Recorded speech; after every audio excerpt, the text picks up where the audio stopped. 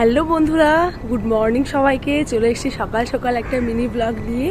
আজকে সকাল সকাল ঘুম থেকে উঠেছি, প্রায় 5:30টার দিকে ঘুম থেকে উঠেছি। বেড়াকে কিন্তু এই 5:30টার দিকে ঘুম থেকে ওঠা খুবই কষ্টের।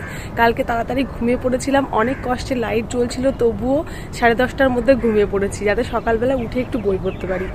সকালবেলা ঘুম থেকে উঠে এই যে এত সুন্দর একটা জায়গায় বই পড়তে কার ভালো লাগে বলো? এখানে কেউ আসে না সকালবেলা ঘুম থেকে উঠে। কয়েকজন সকালবেলা এক্সারসাইজ করতে আসে, তারপর তারা চলে যায়, তারপর পুরো ছাদ ফাঁকা থাকে। আর আমার বই পড়ার জন্য পুরো পারফেক্ট জায়গা।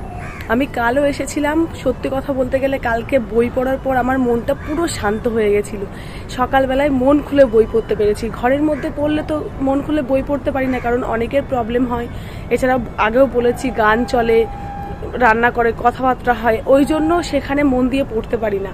কিন্তু ছাদে আসলে পুরো মনটাই, পুরো ফোকাসটাই আমার পড়াশুনোয় থাকে। আর আমি যেভাবে পড়াশুনোটা শুরু করছি সেটাই তোমাদের সঙ্গে শেয়ার করি এখন।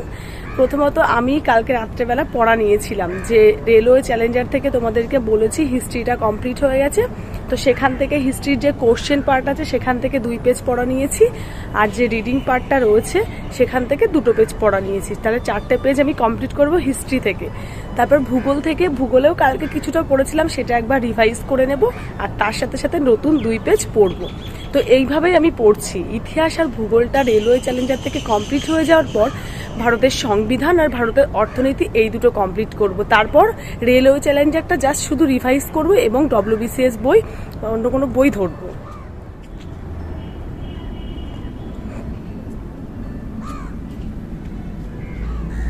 তো এই যে হলো আমার আজকের পড়ার টপিক, ভারতের সংবিধান আছে, প্লাস এই যে 2 পেজ মতো নিয়েছি। আর দেখো কালকে রাত্রে হয়তো সামান্য বৃষ্টি হয়েছিল, কত সুন্দর লাগছে, পুরো খাপছাড়া খাপছাড়া বৃষ্টিতে ভেজা জায়গা এটা।